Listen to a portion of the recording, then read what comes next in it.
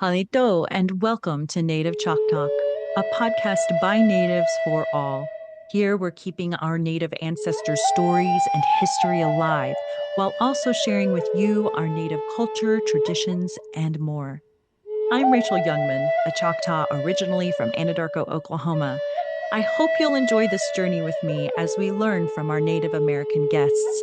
And I hope you'll do me a favor. Feel free to like and share these episodes. I so appreciate it. Yakuki.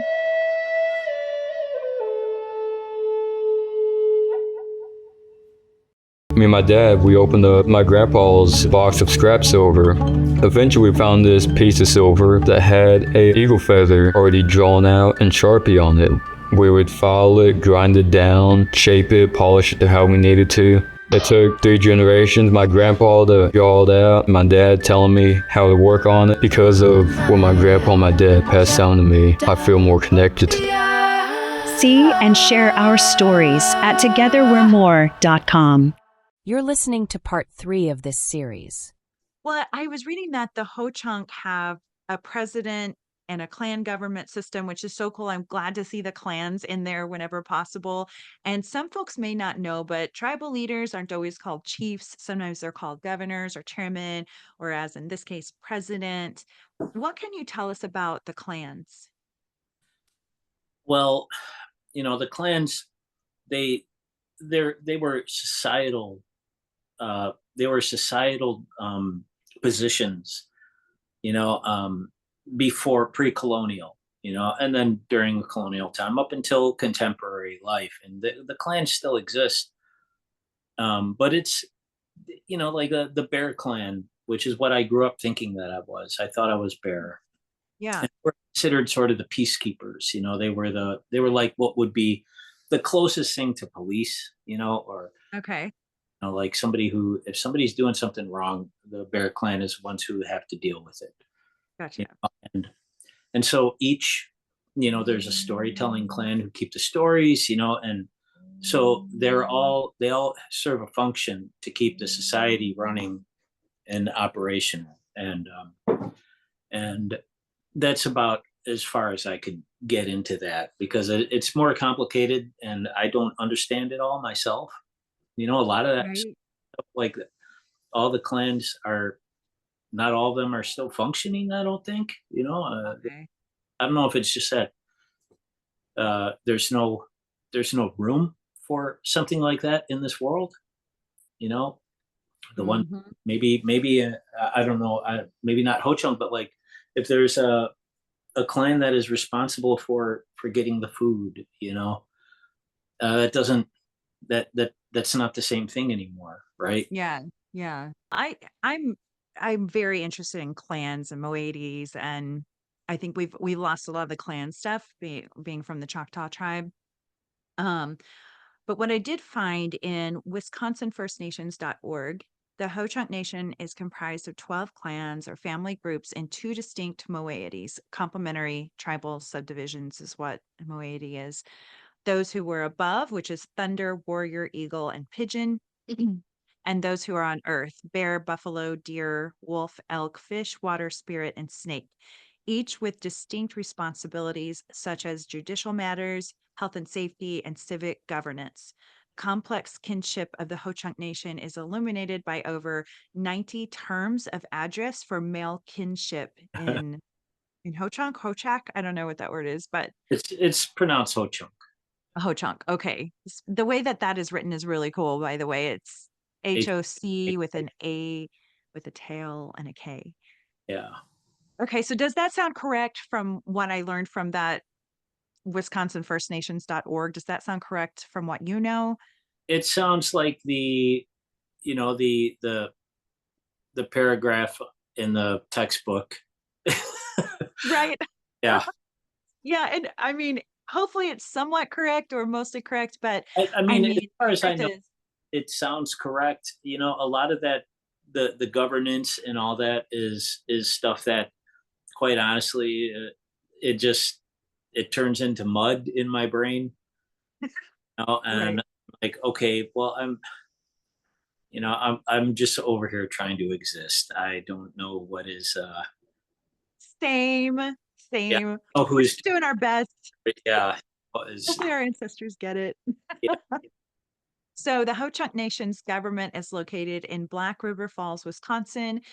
As far as I know, the most recent count of citizens of the Ho-Chunk Nation is 7,752. Very specific. We are a blood quantum tribe, and so you have to have a quarter of your blood registered as Ho-Chunk to be acknowledged as one. Okay. Yeah, so there are a lot of people who are genuine Ho-Chunks who are not Mhm. legally recognized as because, horses, dogs, natives, the three groups that are judged by their blood quantum. And, if you are, if your mom is half Ho-Chunk and, but she, has 1% Potawatomi blood, you are not eligible to become a Ho-Chunk citizen. You know, Really? yeah. So it's Wow. trust that number. But it's all very complicated. It really is. Across all the tribes, it really is, and it's a never-ending conversation. You talked about the Winnebago, and at some point, the Ho-Chunk were given that name by early European explorers, which is so far from the name Ho-Chunk. So I'm not sure how that came about, but Winnebago dominated until the Ho-Chunk adopted their constitution in 1994 when they were able to reclaim their original name. Okay, I have a fun fact that I'm wondering if you knew about. You know the code talkers? Yes, Um, you. Yeah. Okay, so obviously, for those who may not know, they were Native Americans who were tasked during World War One and part of World War Two with using their native language to send coded messages internally so that the Germans couldn't intercept and decode the secret message. So some people think that the Navajo were actually the first code talkers. And for many years, I enjoyed saying that no, it was actually the Choctaw who were the first code talkers. But actually, guess who really and truly were the first code talkers? Was it Winnebago's? Yes, or Ho-Chunk. Yeah. Yeah. So, Dr. William Meadows is the leading expert on all things code talking of the code talkers. And so he's written a couple of books on the topic, and he's spent many, many years researching and found that the Ho-Chunk actually were the very first. So, They just renamed a stretch of highway going out to La Crosse after the Code Talkers. oh, Uh, that's so that it's been amazing. recognized now, just within this last year. Good, finally. By the way, as the government was trying to displace the Native Americans across the country, in fact, the Ho-Chunk say up to 13 times the government kept trying to move the Ho-Chunk, and they would sometimes leave and just return right back home after had been relocated, as you were saying. And there's something about that that I just love. So the government keeps trying to move them, and they just keep going back home. So ultimately, they do what they want. And I think that that's something that you can carry with you. You do what you want. So ultimately, the tribe had ceded around 30 million acres to the government. And there's something that you mention in the book Paper Cuts that said, and I quote, "And that is the eternal rub. Ignorance is indeed bliss. Did you really want to find out about the Knights of the Forest, a group of patriots who, when the Ho Chunk were forcibly removed from their Wisconsin homes and put in a Minnesota prison camps, where many, many, many were raped, beaten, and murdered, would patrol the edge of the reservation and kill any Ho Chunk that wandered over its line? So, what can you tell us about the Knights of the Forest?" Well, that is something that I read about briefly. And that book that I referred to earlier, let me look it up real quick. Okay. I have not read it yet, but this was something that I read about. I believe in the People of the Big Voice, the Tom Jones book, about these um, these people that I think that there's a larger thing going on than just them being patriots who were walking around picking off natives wherever they could. Mm. Um, I think there's a larger thing that's happening about acquisition of land that was happening with that as well. a Okay. lot of movers and shakers behind closed doors, and enforcing that with bullet and blood whenever they could. And, Dang. and so it's just another dubious group of people who decided they wanted something and would stop at nothing to take it. Huh. My God. And you put in quotes, Knights of the Forest and Patriots. It's just, yeah, keeping everyone else safe by killing people that were there originally. It's just bizarre. So Yeah. truly a devastating event that happened to human beings, not just characters in a novel, which I sometimes think, like you said earlier, we tend to think that it was just something in a book but it really happened, and these were real people. We'll be back after this quick break. Are you in the medical field looking for your next opportunity? Listeners, I'm proud to introduce you to Native American veteran-owned staffing company, Worldwide Medical Staffing. Owner and CEO Jackson Weaver is a citizen of the Choctaw Nation of Oklahoma and is a service-connected disabled veteran, where he and his team staff for commercial healthcare and government entities such as the Department of Defense, Department of Energy, and DHS, and specialize in staffing Indian health and VA hospitals nationwide. Isn't it nice to know that our veterans are being cared for by staff who have been handpicked by a veteran who's been in the staffing business for 17 years?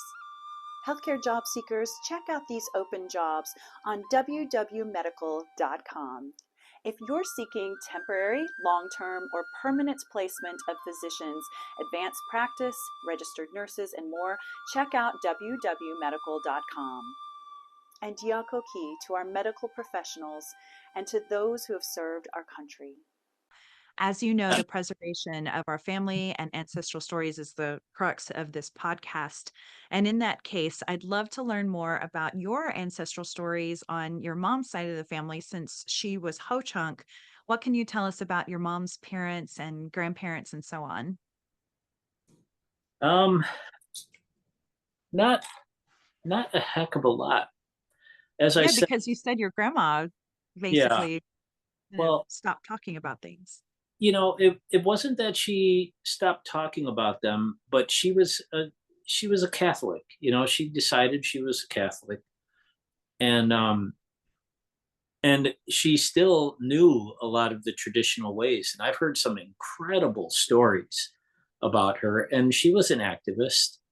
She did not, she did not just surrender her identity, but her Okay. her philosophical, from what I understand, the way that she chose to raise her children was with the Catholic Church. So we didn't get passed down a lot of the traditional teachings that she knew, and she did know them. And I heard stories of her, you know, um, doing amazing things with limited resources. Let's just put it that way. She was a very, very strong woman, and like I said, very active, especially during a lot of the unrest in the early '70s. And my aunts, a couple of my aunts were very active as well. And I don't want to get into their stories too much because a lot of it is political and a lot of it is true activism. And my grandfather was a decorated World War II aviator, and and he was involved in the penal system afterwards. I think he worked in the prison system for a long time as and he was like the boss. Yeah. So he was a complicated man as well. And I beyond that, I don't know a lot.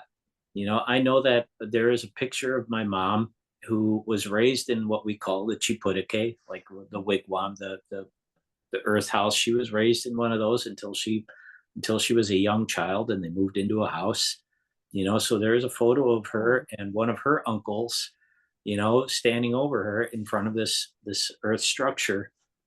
And Isn't that so crazy that it wasn't that far back generations ago that there was this transition that she went through from staying in her traditional home to more of a modern home. I always think that had to have been a strange time and a strange transition. Uh, yeah, I would say beyond strange. I would say apocalyptic. You know, for people who had lived that certain way for a long time, it genuinely was the end of their way of life. Yeah. And and my mom lived in that Chiputake as a small child, and then when she had me, she was when she was raising me, she was driving a school bus. You know, so Aw. so she continued. She continued in her way, and the thing that I've been saying lately to myself, very recently, and to anybody who has come to me for discussing recent events, maybe, let's say, without getting specific. Um, you know, uh, I have to lean on my ancestors and what they went through because they were literally hunted and killed by Right. this government. They were hunted and killed by the patriots of this government. And they continued and struggled because and I say this in the book, because they believed that I would exist. And, so those of us who are, you know, uh, living in this world and trying to figure out how to be native and what does that mean and how do we exist and be native and I have to lean on the fact that my ancestors believed I would exist. And Mm. here I am. And what do I do with that now? Because I have to believe that down the road there will be a little kid who I believe is going to exist. And that's how we do, right? 7 generations ahead, seven behind. That's right. That's right. Wow. Well said, by the way. Thank you for sharing about that and also sharing about the really cool things you're doing out in the comics world. So before we go, tell us one more time your website and your Instagram handle and where people can find your comic books. The website is woundedbutdangerous.com, and you'll find a link to my little store where I sell art and comics and stuff like that. And my social media handle is Jim Terry Art. I'm not on social media as much anymore. Okay. I've taken all my art down off of Instagram because of their AI policy. So, Oh, okay. so Gotcha. Makes sense. a little harder to find than I used to be, but my stuff is still out there, and it's probably still getting scraped for AI, whether it's on Instagram or not. Probably, but we have to just do what we have to do. I can understand the plight of artists right now. Yeah, yeah, yeah. So Jim Terry Art, and I do post. I don't post as much art, but I do post about where I'm going to be and Great. that I'm going to be participating in and shows that I'll be in at. So if you're interested, that's probably the best place to keep up with me. And I will be doing the same. I just actually found you on Instagram Oh, recently. So, yeah. So, accept my friendship, if you will. accepted. Great. Well, finally, what words of wisdom would you like to share with our listeners today? Uh, just don't eat the yellow snow. That is my So parting. appropriate right now because it's November and we're going to have that soon. So, oh gosh, I need to remember that. No eating of yellow snow. Don't forget. Yeah. And as somebody once told me, if you're always looking out for number one, you're going to step in number two. So Oh, I like to keep things real, bring it back. spoken by a true Real comics writer. folk wisdom there. Yeah. Thank you so much for Jim for those wise words. All right. Glad to Take help. note, everybody. Well, I'd like to end on an inspiring note from your book, Paper Cuts. Don't forget what was sacrificed and keep fighting in the ways you can. You are still occupied. You are still here. You are born of real survivors. So go live. I love that. Well, thanks for your time, Jim, and thanks for sharing your talents with us in Yakoki. Pinagigi. Thanks for listening to Native Chalk Talk. Be sure to join our community on YouTube, Facebook, Instagram, and Twitter, and check us out at nativechalktalk.com. Stay tuned for the next episode. You're going to love it. Yakoki. Thank you, my friends.